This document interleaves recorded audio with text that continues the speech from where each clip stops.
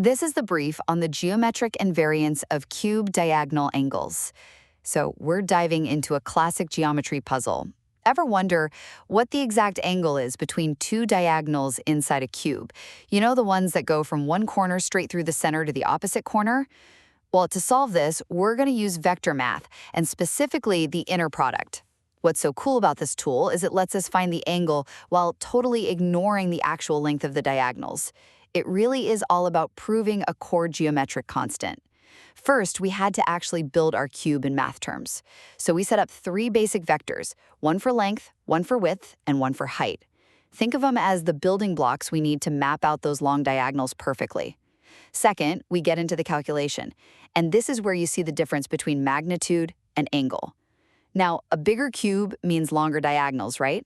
But the inner product formula is super clever. It actually cancels the cube size right out of the equation. All we're left with is the pure directional info we need. And finally, the big takeaway is this incredible independence of scale. The angle is a constant. It literally does not matter if the cube is tiny or absolutely massive. That angle between the diagonals, it's always going to be about 70.53 degrees, totally fixed.